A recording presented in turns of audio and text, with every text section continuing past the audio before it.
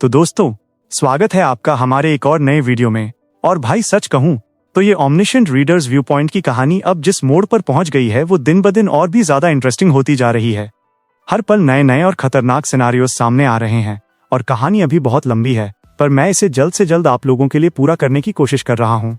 आज का एपिसोड तो एकदम नेक्स्ट लेवल होने वाला है, तो चलिए बिना किसी देरी के सीधा कहानी को शुरू करते हैं। डोकचा यामामोटो की तरफ देखता है और उसे याद आता है कि लाख साल पुराने जीव जिनके टर्टल्स की तरह 100 पैर होते हैं और जो 18,800 साल तक जीते हैं, वे आगे चलकर कॉन्स्टलेशंस बन सकते हैं। 1 लाख साल पुराना स्नेक या सेंटीपीड भी वैसा ही एक महान जीव बन सकता है। ये एक सेक्रेड बीइंग है जिसने अपनी प्रजाति की सीमाओं को पार किया और कई बार अपनी मोल्टिंग बदलकर एक कॉन्स्टलेशन का दर्जा पाया है। ऐसे किसी सेक्रेड बीइंग के पास डीमन फॉर्मेशन जैसी हाई लेवल स्किल होना कोई बड़ी बात नहीं है। डोकचा ये नोटिस करता है कि ये पूरी जगह डीमन फॉर्मेशन के असर में है। वो सोचता है कि यामामोटो चाहे कितना भी स्ट्रॉन्ग क्यों ना हो, ऐसा मुमकिन ही नहीं है कि white demon king Izumi Hiroki उसके जैसे किसी बंदे से हार जाए। तभी सिस्टम डोकजा को नोटिफाई करता है कि डीमन फॉर्मेशन की वजह से उसकी मूवमेंट स्लो हो गई है और उसकी मेंटल फोर्टिट्यूड भी कम हो गई है। डोकजा सोचता है कि आखिर इस राउंड के दौरान जापान में चल क्या रहा है। डोकचा यामामोटो से कहता है कि तुम्हारे जैसा आदमी कभी भी किसी जापानी ग्रुप को लीड नहीं कर सकता। ये सुनकर यामामोटो गुस्से में डोकजा को घूरता है और जवाब देता है कि मैं ही जापान का करंट किंग हूँ। तभी सिस्टम नोटिफाई करता है कि सिनारियो बफ की वजह से कैटास्ट्रोफी की पावर्स और भी बढ़ गई हैं और वो कॉन्स्टलेशन अब अपनी असली ताकत का एक हिस्सा इस्तेमाल कर रहा है। डोकचा यह नोटिस करता है कि यामामोटो से एक बहुत ही डरावना और खतरनाक ऑरा निकल रहा है। स्क्रीन पर एक वार्निंग आती है कि उसे अपने करंट टारगेट के प्रति दुश्मनी नहीं दिखानी चाहिए। उसी वक्त मेन सिनारियो नंबर 6 एक्टिवेट होता है, जिसका टाइटल है लिटिल सेवियर, कैटेगरी में डिफिकल्टी S रैंक। इसके क्लियर कंडीशंस ये हैं कि आपको छोटे लोगों के साथ मिलकर उन कैटास्ट्रोफीज को हराना है जो प्लैनेट ऑफ पीसलैंड पर अटैक कर रहे हैं। टाइम लिमिट 40 दिन की है। अगर आप जीतते हैं तो इनाम में 3 लाख कॉइन्स और कुछ अननोन रिवॉर्ड्स मिलेंगे, पर हारने का मतलब है डिस्ट्रक्शन ऑफ पीसलैंड। सिस्टम ये भी बताता है कि अभी जिस कैटास्ट्रोफी से सामना हुआ है वो असल में सेकेंड कैटास्ट्रोफी है, जो फर्स्ट कैटास्ट्रोफी यानी किंग ऑफ कैटास्ट्रोफ्स की गद्दी छीनने का सपना देख रहा है। सिस्टम कंफर्म करता है कि वो यामामोटो ही है। डोकचा के लिए फिर से एक वार्निंग आती है कि अगर वो इस सिनारियो को ठुकराना चाहता है तो उसे अगले 10 मिनट के अंदर किसी छोटे इंसान को मारना होगा, वरना स्टारस्ट्रीम ये मान लेगा कि उसका कैटास्ट्रोफी के तौर पर काम करने का कोई इरादा नहीं है। डोकजा के सिर के ऊपर एक टाइमर दिखने लगता है। वो सोचता है कि असली किंग ऑफ कैटास्ट्रोफ्स जिससे वो अब तक नहीं मिला है वो पक्का वही स्नेक का अवतार होगा। डोकचा यामामोटो से कहता है कि हमें लड़ना नहीं चाहिए क्योंकि तुम मेरे असली टारगेट नहीं हो, पर यामामोटो सीधे बोलता है बस मर जाओ। अचानक डोकचा के पैरों के नीचे की जमीन फटने लगती है और एक विशाल सेंटीपीड बाहर निकलता है। सिस्टम वार्न करता है कि कैटास्ट्रोफी यामामोटो पर अभी कोई पेनल्टी नहीं लगेगी क्योंकि वो एक साथ ही कैटास्ट्रोफी पर अटैक कर सकता है। इसका मतलब है कि यामामोटो डोकचा पर बिना छोटा होने की फिक्र किए अटैक कर सकता है। वो विशाल कीड़ा डोकजा पर झपटता है, पर डोकजा पीछे की तरफ जंप करके बच जाता है। सिस्टम बताता है कि कॉन्स्टलेशंस ने अपने अवतारों के साथ अपना सिंक्रोनाइजेशन बढ़ा लिया है और कुछ कॉन्स्टलेशंस यामामोटो की इन हरकतों से नाखुश हैं। डोकचा उस विशाल कीड़े से दूर भागना शुरू करता है। तभी सिस्टम नोटिफाई करता है कि एक ऐसी कॉन्स्टलेशन जिसने डेमन्स को सील करने के लिए अपनी जान दे दी थी वो डोकचा को देख रही है। यामामोटो अपने आदमियों को ऑर्डर देता है कि जाओ और उस पर अटैक करो। डोकचा जानता है कि यामामोटो को पता है कि अगर मैं किसी को मारूंगा तो मैं छोटा हो जाऊंगा। वो ये भी सोचता है कि अगर उसने यहाँ किसी की जान ली तो वो अपना किंग ऑफ नो किलिंग का असर खो देगा। वो अपनी कीमती एक्स्ट्रा लाइफ किसी मामूली जापानी लीडर को मारने में वेस्ट नहीं करना चाहता। तभी आगे से नकाबपोश आदमी रास्ता ब्लॉक कर लेते हैं और पीछे से वो विशाल सेंटीपीड अटैक करता है। डोकचा गिलियंग की special ability echo of stars को एक्टिवेट करता है। ये उसे किसी हाई कॉन्स्टलेशन से हेल्प मांगने की इजाजत देता है। हालांकि वो कॉन्स्टलेशन मना भी कर सकता है और इससे गिलियंग की एबिलिटी यूज करने की लिमिट भी कम हो जाएगी। जैसे ही वो कॉन्स्टलेशन उसकी पुकार सुनता है, सिस्टम बताता है कि हाई कॉन्स्टलेशंस ने उसकी आवाज सुन ली है जो सितारों के जरिए उन तक पहुंची है। डोकचा चिल्लाता है, मैं ओनियोजी ऑफ कॉन्ट्रडिक्शंस को यहाँ बुलाता हूँ। अचानक आसमान से एक तेज लाइट डोकजा पर गिरती है। सिस्टम बताता है कि stigma 5 elements of yin and yang level 1 की वजह से डीमन फॉर्मेशन का सारा असर खत्म हो गया है। डोकचा एक हैंड साइन बनाता है और उसके पीछे एक ओनियोजी खड़ा हो जाता है। एक तेज हवा का झोंका चलता है और सूखे पत्ते उड़ते हुए उन नकाबपोशों की तरफ जाते हैं। ये स्टिग्मा शिकिगामी लेवल 1 है जो पेपर डॉल की तरह आसपास के सभी दुश्मनों और मॉन्स्टर्स ऑफ फेबल को एक जगह जाम कर देता है। कोई चिल्लाता है कि सावधान रहो, ये कोई मामूली पत्ते नहीं है। डोकचा सोचता है कि शिकीगामी एक ऐसा स्टिग्मा है जो मॉन्स्टर्स ऑफ फेबल के खिलाफ बहुत ही इफेक्टिव है। वो नकाबपोश आदमी अब हिल भी नहीं पा रहे। यामामोटो कहता है कि तुमने एक ऐसे कॉन्स्टलेशन को चुना है जिसकी जड़ें मॉन्स्टर ऑफ फेबल से जुड़ी हैं। डोकचा सोचता है कि उसने जापान के नंबर 1 जादूगर ऑनम्योजी ऑफ कॉन्ट्रडिक्शंस को बुलाया है। यामामोटो डोकचा से कहता है कि तुमने दिमाग तो अच्छा चलाया, पर तुम भी अभी हिल नहीं पा रहे हो। जैसे ही तुम्हारा माना खत्म होगा तुम मारे जाओगे। उधर सिस्टम बताता है कि वो सेंटीपीड उस ऑनम्योजी को घूर रहा है और उसे वार्निंग दे रहा है कि वो उसके रास्ते में ना आए। डोकचा सोचता है कि यामामोटो सही कह रहा है, वो सिर्फ अगले 1 या 2 मिनट तक ही टिक पाएगा। पर अपने मरने की बात पर डोकचा हंसने लगता है और कहता, वो तो अभी पता चल जाएगा। फिर वो चिल्लाता है, अब बॉक्सून, और वो जो अब तक डोकचा के कंधे पर बैठी थी नीचे जंप करती है और देखते ही देखते फिर से अपने असली बड़े साइज में आ जाती है। यह देखकर हर कोई हैरान रह जाता है। यामामोटो अपने आदमियों से कहता है कि डरो मत, वो सिर्फ एक बूढ़ी औरत है। पर डोकचा को पता था कि वो कभी छोटी नहीं हुई थी, क्योंकि वो इस सिनेरियो में शुरू से ही एक छोटे इंसान के तौर पर आई थी। ये सब उस स्पेल की वजह से था जो क्योंगनी ने उस पर किया था। सिस्टम बताता है कि अवतार बॉक्सून ने अपनी skill respect the elderly level 7 use की है। वो उन नकाबपोशों की तरफ बढ़ती है और हर कोई अपने आप उनके सामने झुकने लगता है। सिस्टम बताता है कि जितने भी इनकारनेशंस उम्र में उससे छोटे हैं वे सब उसके प्रति रिस्पेक्ट से भर गए हैं।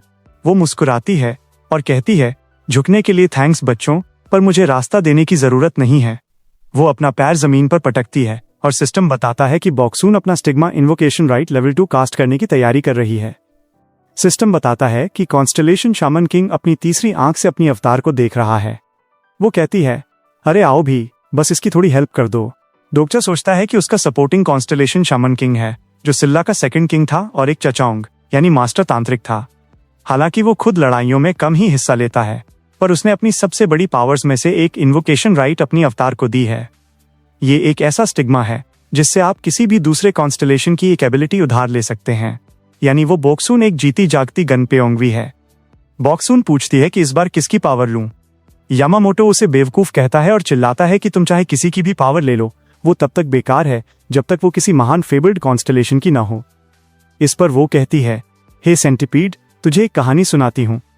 बहुत समय पहले एक गांव था जहां एक बहुत ही नेक दिल लड़की रहती थी। वो इतनी काइंड थी कि उसके किचन में आने वाले हर छोटे जीव, यहाँ तक कि टोड्स को भी खाना खिलाती थी। पर एक दिन उस लड़की को एक मॉन्स्टर की बलि चढ़ाने के लिए चुन लिया गया जो उस गांव पर अटैक करता था, और वो गांव एक विशाल सेंटीपीड के राज में था। जब वो लड़की उस सेंटीपीड के इलाके में पहुंची तब एक जीव उसे बचाने वहां आ पहुंचा। ये कहानी सुनते ही यामामोटो के होश उड़ जाते हैं। वो डर के मारे अपने आदमियों को उसे रोकने का ऑर्डर देता है। वो बताती है कि उसका सपोर्टिंग कॉन्स्टलेशन एक टोड है। वो मुस्कुराते हुए कहती है कि वो टोड जिसने उस लड़की को बचाया था वो वही था जिसे उसने खाना खिलाया था। अब वो पहले से कहीं ज्यादा स्ट्रांग और बड़ी लग रही है। डोकचा सोचता है कि उसने जिस कॉन्स्टलेशन को बुलाया है वो टोड ऑफ ओक्चियन है। बॉक्सून अब यामामोटो की तरफ बढ़ती है और उसके पीछे एक विशाल टोड दिखाई देता है। सिस्टम बताता है कि टोड ऑफ ओक्चियन मुस्कुराते हुए अपना शरीर बढ़ा रहा है। यामामोटो उस टोड को देखकर बुरी तरह डर गया है। डोकचा सोचता है कि इसे ही ड्रामेटाइजेशन कहते हैं। जब दो ऐसे कॉन्स्टलेशंस आमने सामने आते हैं जिनका आपस में कोई पुराना नाता हो तो उनकी कहानियां उन्हें और भी ज्यादा पावरफुल बना देती हैं। बॉक्सून यामामोटो को उसके हाथों से पकड़कर हवा में उठा लेती है। वो दर्द से चीखने लगता है और वो पूछती है, तुझे क्या लगता है आगे क्या हुआ होगा? सिस्टम बताता है कि ड्रामेटाइजेशन की वजह से टोड की ब्लू फ्लेम को अपनी असली ताकत मिल गई है। बॉक्सून अपना मुंह खोलती है और सिस्टम बताता है कि ब्लू फ्लेम का अटैक पावर स्टिग्मा ऑफ शिकीगामी की वजह से 300% बढ़ गया है। यामामोटो पसीने पसीने हो जाता है और बॉक्सून उसके मुंह पर एक फायर ब्लास्ट छोड़ती है। वो कहती है कि इस कहानी से ये सीख मिलती है कि आग से नहीं खेलना चाहिए। वो उसे नीचे पटक देती है और यामामोटो का चेहरा बुरी तरह जल चुका होता है। सिस्टम नोटिफाई करता है कि एक कैटास्ट्रोफी ऑफ रिनाउन हार गया है और उसे 5000 कॉइन्स मिलते हैं। तभी माना खत्म होने की वजह से स्टिग्मा ऑफ शिकीगामी का असर खत्म हो जाता है और सारे पत्ते गायब हो जाते हैं। बॉक्सून फिर से नॉर्मल हो जाती है। डोगजा उसके पास पहुंचता है। सिस्टम बताता है कि इस जीत के मेन कंट्रीब्यूटर्स बॉक्सून और किम डोकचा हैं। बॉक्सून ने अपनी कैटास्ट्रोफी पावर्स छोड़ दी हैं और डोकाइबी ने फैसला किया है कि उसने सिनारियो के खिलाफ स्टैंड लिया है। अब बॉक्सून छोटी होने लगती है। वो डोगजा से पूछती है कि क्या वो उसे कैरी कर सकता है, और डोगजा उसे पहले कुछ पहनने के लिए कहता है। बचे हुए नकाबपोश चिल्लाते हैं, कि तुमने हमारे लीडर को मार दिया, और वे डोगजा पर अटैक करते हैं। डोगचा way of the wind level 8 use करके उन पर वार करता है। उसे लेवल 2 सिनारियो पेनल्टी मिलती है। डोगचा सोचता है कि उसके पास बुकमार्क स्किल के लिए सिर्फ 10 मिनट बचे हैं और पेनल्टी शुरू होने में 5 मिनट। उसे इसी बीच इस फॉरेस्ट से निकलना होगा। तभी उसे एक आवाज आती है। आसुका रेन पिंजरे से चिल्लाती है कि उसे भी साथ ले चले। डोगचा सबको उठाता है और भागने लगता है। एक नकाबपोश कहता है कि इसे मार दो, ये जल्द ही छोटा होने वाला है। वे उस पर चाकुओं से हमला करते हैं। अचानक डोगजा ये नोटिस करता है कि फॉरेस्ट अपना शेप बदल रहा है। आसुका रेन वार्न करती है कि सावधान रहो, क्योंकि अब रात हो गई है।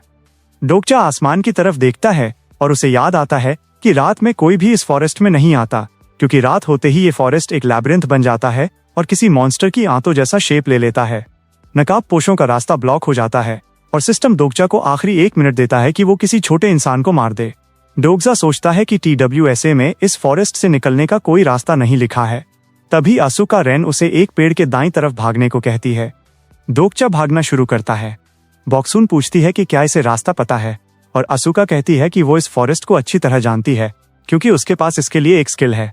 कुछ नकाबपोश फिर से उन्हें देख लेते हैं और अटैक करते हैं। सिर्फ 30 सेकंड बचे हैं और आसुका कहती है कि हम बस बाहर निकलने ही वाले हैं। तभी काउंटडाउन खत्म होता है और डोगजा किसी को नहीं मारता। स्टार स्ट्रीम यह तय करता है कि उसका कैटास्ट्रोफी बनने का कोई इरादा नहीं है, इसलिए अब उस पर लेवल 3 पेनल्टी लगती है और वो छोटा होने लगता है। डोगचा सबको अपने ऊपर से उतरने को कहता है। तेज बिजली कड़कती है और डोगचा एक छोटे साइज में बदल जाता है। यूसंग पूछती है कि क्या वो ठीक है। डोगचा शुक्र मनाता है कि उसका कोट भी उसके साथ श्रिंक हो गया। वो आसुका रेन को पुकारता है। वो हैरान है कि इसे उसका नाम कैसे पता। डोगचा कहता है कि मिचियो ने बताया था और वो उससे विनती करता है कि वो उसके दोस्तों को वेरोनिकास कासल तक ले जाए। वो पूछता है कि तुम्हें इन लोकेशंस के बारे में कैसे पता, पर डोगजा कहता है कि समझाने का टाइम नहीं है, उसे उन नकाबपोशों को रोकना होगा। आसुका कहती है कि वो उसे अकेला नहीं छोड़ सकती, पर डोगजा कहता है कि सबको बचाने का यही एक रास्ता है। डोगजा कहता है कि अगर वो अकेला रहा तो एस्केप कर लेगा। एक नकाबपोश वहां पहुंचता है और कहता है कि अब तू छोटा हो गया है, अब मैं तुझे एक कीड़े की तरह कुचल दूंगा। डोगजा ये नोटिस करता है कि वो मामूली सा बंदा भी अब बहुत डरावना लग रहा है। वो गिलियंग को हेल्प के लिए कहता है। गिलियंग कुछ इंसेक्ट्स को बुलाता है। सब उन पर बैठ जाते हैं और डोगजा कहता है कि वो उनसे बाद में मिलेगा। नकाबपोश चाकू से अटैक करता है, पर डोगचा बच जाता है और सोचता है कि अब हल्की सी चोट भी उसे मार सकती है। वो कहता है कि वो किसी को भी उनके पीछे नहीं जाने देगा और फिर से स्टिग्मा ऑफ शिकिगामी लेवल 1 एक्टिवेट कर देता है। पत्ते फिर से उन नकाबपोशों पर चिपक जाते हैं और वे फ्रीज हो जाते हैं। डोगचा की नाक से खून बहने लगता है। सिस्टम बताता है कि कॉन्स्टलेशन ऑनम्योजी ऑफ कॉन्ट्रडिक्शंस ने उसे अपनी ब्लेसिंग्स दी हैं। एक आवाज आती है कि मैं तुम्हारी इस बात से बहुत इंप्रेस हूं कि तुमने अपने साथियों की सेफ्टी को खुद से ऊपर रखा। डोगचा कहता है कि ये कुछ भी नहीं है, पर अगर आप मेरी हेल्प करते रहें तो अच्छा होगा। वो आवाज कहती है कि मेरा एक काम है, तुम्हें जापान के इनकारनेशन के लिए उस स्नेक को मारना होगा। डोगचा हैरान रह जाता है। वो सोचता है कि ये बुरा सौदा नहीं है, क्योंकि उसे वैसे भी उस स्नेक को मारना ही है। डोगजा कहता है कि ये फेयर नहीं है, पर अगर आप मेरा माना थोड़ा और रिकवर कर दें तो मैं सोचूंगा। वो कॉन्स्टलेशन थोड़ा सा माना रिकवर कर देता है। डोगचा मुस्कुराता है और सोचता है कि इससे ज्यादा की उम्मीद नहीं की जा सकती थी। वो पूछता है कि जब इजुमी जैसा महान राजा था तो जापान का ऐसा हाल कैसे हुआ और इस स्नेक को राज करने क्यों दिया गया? क्या उसका सपोर्टिंग कॉन्स्टलेशन उसे मारने वाला नहीं था? वो आवाज जवाब देती है कि तुम बहुत गलत समझ रहे हो, वो इजुमी का कॉन्स्टलेशन नहीं है, और इतना कहकर आवाज गायब हो जाती है। डोगचा समझ जाता है कि अब और जानकारी नहीं मिल सकती। गानपेओंगुई की पावर खत्म होने में सिर्फ 30 सेकंड बचे हैं। उसे डर है कि वो मारा जाएगा। तभी डिफेंस मास्टर यानी पिल्डू की धमाकेदार एंट्री होती है। आसमान से हजारों मशीन गनें प्रकट होती हैं और पिल्डू वॉर्न करता है, तुम सबने मेरी प्राइवेट प्रॉपर्टी में घुसपैठ की है, अब कोई नहीं बचेगा। तो दोस्तों, आज का वीडियो यहीं तक था। अब आप लोग कमेंट्स में जरूर बताइए कि आपको ये एपिसोड कैसा लगा और कहानी का कौन सा हिस्सा आपको सबसे ज्यादा पसंद आया। सच कहूं तो हर एक चैप्टर को अच्छे से रीड करना, फिर उसे डब करना और वीडियो तैयार करने में बहुत मेहनत और बहुत ज्यादा टाइम लगता है। इसी वजह से वीडियो आने में थोड़ा वक्त लग जाता है, पर मैं पूरी कोशिश करता हूं कि जल्द से जल्द डबिंग और वीडियो एडिटिंग खत्म करके आपके लिए नया पार्ट ला सकूं। ये सीरीज काफी लंबी है, पर मैं इसे पूरा कंप्लीट जरूर करूंगा। अगर आपको मेरी ये मेहनत और डबिंग पसंद आई तो वीडियो को लाइक और चैनल को सब्सक्राइब जरूर कर देना। मिलते हैं अगले एपिसोड में, तब तक के लिए अपना ख्याल रखें।